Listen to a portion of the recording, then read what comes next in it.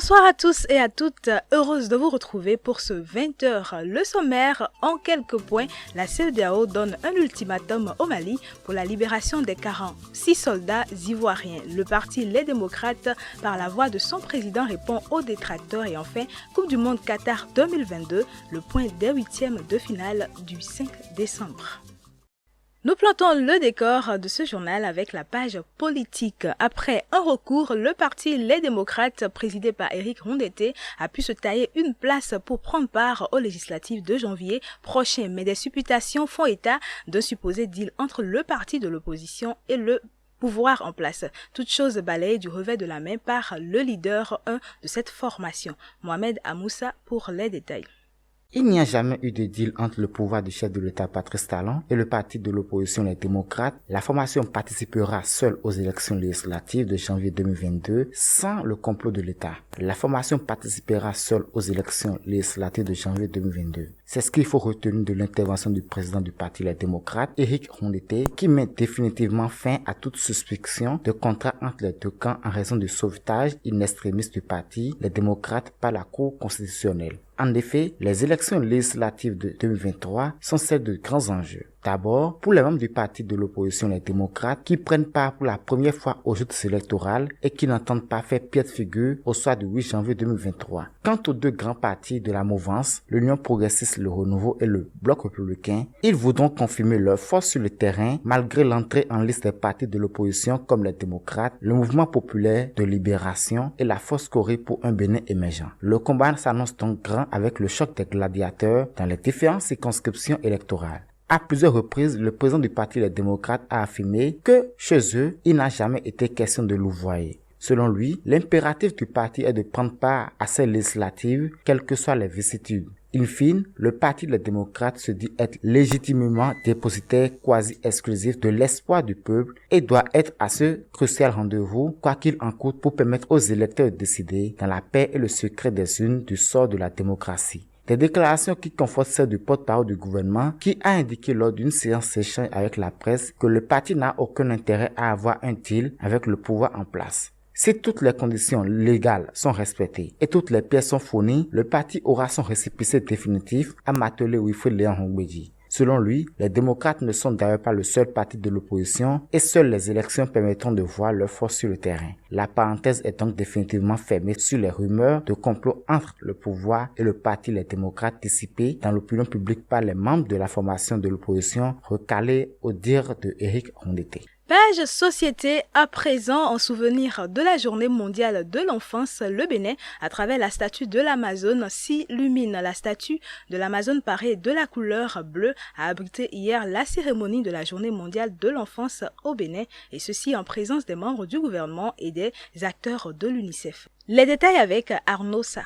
C'est au pied de l'Amazone à Cotonou que s'est tenue hier la journée mondiale de l'enfance en présence de la ministre des Affaires sociales et de la microfinance, Madame Véronique Tony-Fodé, la représentante de l'UNICEF près du Bénin, diverses institutions, sans oublier Madame la vice-présidente Mariam Tchabi Talata qui a honoré la cérémonie de sa présence. Dès sa prise de parole, Madame la ministre a tenu à remercier toutes les institutions qui sont présentes et qui luttent pour le respect des droits de l'enfant. Pour la ministre Madame Véronique Tony-Fodé, l'éducation des enfants et des filles est importante. Il n'est pas question que les filles du Bénin soient ralenties à cause des problèmes de grossesse, de manque de formation et autres. Cette rencontre est donc un appel pour poser des actions courageuses et inventives de la part des différents acteurs dans le but de protéger et de respecter les droits de l'enfant.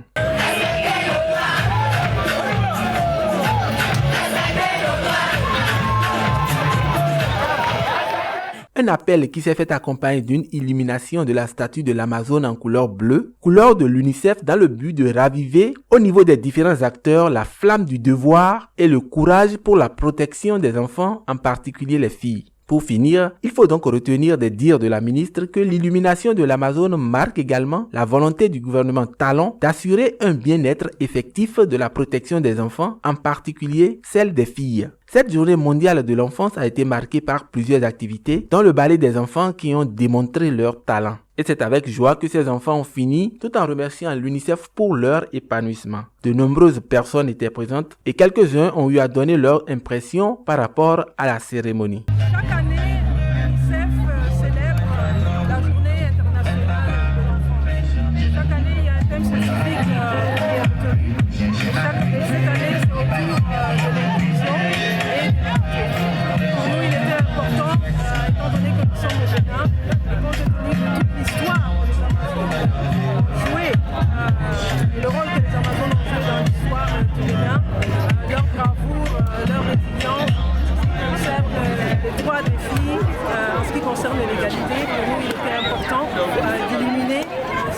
statue comme symbole pour rappeler la bravoure de la femme, de la fille béninoise et combien il est important pour nous de continuer à réaliser et à lutter pour la réalisation des droits des filles.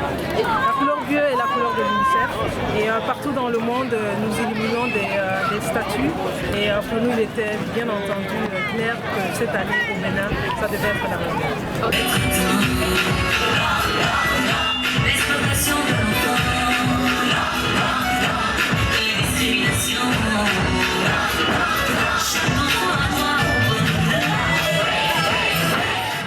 En page éducation, l'ambassadeur de la Chine près le Bénin et les ministres des Affaires étrangères et de l'enseignement supérieur ont procédé à la remise des prix aux meilleurs étudiants dans le cadre de l'initiative de la ceinture et de la route de la soie. 62 meilleures bourses d'excellence pour une valeur de 28 millions de francs CFA. L'initiative est à sa 4e édition. Michael Renvi pour Le Point. 4e édition 2022, 62 meilleurs étudiants répartis dans plusieurs catégories ont été premiés pour leur performance académique dans les filières spécifiques et prioritaires du gouvernement pour un coût total de 28 millions de francs CFA offert par l'ambassade de la Chine près le Bénin et l'entreprise WAPCO Bénin. Des enveloppes financières de 500 000, 300 000 et 200 000 francs sont attribuées aux bénéficiaires respectivement le premier, le deuxième suivi du troisième de chaque catégorie. Des prix spéciaux d'un chèque de 500 000 francs CFA sont octroyés aux meilleurs lauréates et meilleurs étudiants ayant un besoin spécifique. Cette 4e édition a été également marquée par la création d'un prix spécial meilleure innovation attribué à 4 lauréats retenus dans cette catégorie qui ont bénéficié chacun d'un chèque de 2 millions de francs CFA. Enfin, des bourses d'études en master en Chine ont été attribuées aux 4 meilleurs bénéficiaires de l'année dernière pour avoir fait bon usage des fonds mis à leur disposition et le maintien de leur performance académique. L'ambassadeur de la République populaire de Chine au Bénin, Peng Jintao, dans son adresse a salué la dynamique du développement économique et social en cours au Bénin et réaffirmé le soutien de la Chine au pays frère et ami le Bénin. Il a aussi invité les jeunes lauréats à être des porteurs de progrès et de développement. Les ministres Aurélien Agbenonsi et Léonore Yahi Ladekan ont tous apprécié la bonne santé de la coopération entre la Chine et le Bénin et ont rassuré par la suite son Excellence Monsieur l'ambassadeur de ce que cette belle initiative s'inscrit désormais dans la durée et dans l'esprit des apprenants. À l'endroit des lauréats, des mots d'encouragement et surtout des conseils à poursuivre sur cette même lancée et à faire un bon usage des bourses. À l'international, la CEDEAO donne un ultimatum au Mali pour la libération des 46 soldats ivoiriens. La communauté économique des États de l'Afrique de l'Ouest, CEDEAO, donne un ultimatum aux autorités de la transition malienne pour la libération des 46 soldats ivoiriens à Bamako. Le Point avec Arnaud Sa. Le 62e sommet de la communauté des États de l'Afrique de l'Ouest a connu son épilogue le dimanche 4 décembre 2022. Au cours de ce sommet, les chefs d'État et de gouvernement de l'Afrique de l'Ouest demande au gouvernement malien de la transition de libérer avant le 1er janvier 2023 les 46 soldats militaires ivoiriens détenus sur son territoire. En cas de non-respect dans ce délai, des sanctions sont annoncées. Le président togolais Faure Gnassingbé, médiateur dans le dossier, est attendu à Bamako pour transmettre le message de la CEDEAO aux autorités maliennes. Rappelons que les soldats ivoiriens arrêtés le 10 juillet 2022 sont accusés par le Mali de mercenariat. Des accusations rejetées par la Côte d'Ivoire. 49 soldats arrêtés au départ, dont 3 femmes qui ont été libérées le 3 septembre 2022 grâce à la médiation du président togolais. Pour la libération des 46 soldats restants, Bamako exige une contrepartie, demande de trop selon Abidjan, qui considère désormais ces soldats comme des otages du Mali. La CEDEAO entend créer une force spéciale anti-push et insécurité sous-régionale. Les dirigeants des pays d'Afrique de l'Ouest ont décidé le dimanche 4 décembre à Abuja de la création d'une force régionale vouée à intervenir non seulement contre le djihadisme, mais aussi en cas de coup d'État, comme la région en a connu plusieurs depuis 2 ans. Michael Renvi. Une force de maintien de la paix régionale, c'est la solution trouvée par la CEDEAO pour solutionner les cas de coups d'État, d'attaques djihadistes qu'a connu la sous-région ces 2 dernières années. L'annonce a été faite le 4 décembre dernier à Abuja, au Nigeria, au cours d'un sommet de chefs d'État ouest-africains sur le cas du Mali. Cette initiative a pour ambition de ramener la stabilité et la sécurité dans une région où les coups d'État se multiplient. Par ailleurs, il a aussi été demandé au Mali de libérer d'ici la fin du mois les 46 soldats ivoiriens détenus depuis juillet sous peine de sanctions supplémentaires. Cette affaire est source de graves tensions entre le Mali et la Côte d'Ivoire, tous deux membres de la CEDEAO. Il s'agit pour la CEDEAO de prendre en main leur propre sécurité et non plus de s'en remettre à des acteurs extérieurs. Le président togolais Faure Gnassingbé, dans son rôle de médiateur, joue les bons offices dans cette crise et se rendra au Mali pour exiger la libération des soldats. Page sport pour finir ce journal. Coupe du monde Qatar 2022, le point des huitièmes de finale du 5 décembre. Lors de ce lundi 5 décembre, la Croatie et le Brésil ont été qualifiés pour les quarts de finale aux dépens du Japon et de la Corée du Sud. Les détails avec Arnaud Sa.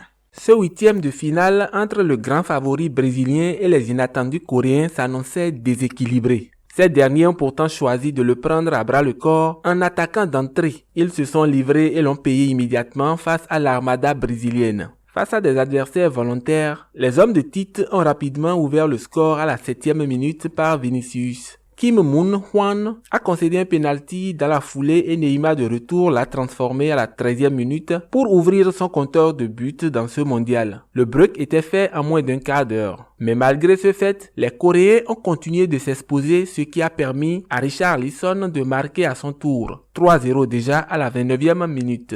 À la 36e minute, Lucas Paqueta s'est joint à la fête en profitant d'une passe en retrait de Vinicius venu de la gauche. 4-0. À la pause, le sort de la rencontre était scellé, mais le Brésil s'est nettement relâché et Paik a sauvé l'honneur coréen d'une frappe du gauche de 25 mètres dans l'axe, 4-1 à la 76e minute. Après l'Angleterre hier, c'était au tour de la Croatie de briser un rêve venant à bout des Samurai Blues. Les Samurai Blues du Japon tombaient les armes à la main au bout de la séance de tir au but. Les Japonais très agressifs et déterminés que les Croates ont été dominés pendant tout l'entame du match, soutenus par leur public très actif pendant les 90 minutes de la rencontre. Pour les Japonais, la solution vient finalement d'un coup de pied joué en 3 temps où Maeda d'une lourde frappe ouvre le score à la 43e minute. La Croatie réagit dès le retour des vestiaires sur un centre de Lovren où Persnik ajuste d'un coup de tête croisé. Un but partout à la 55e minute.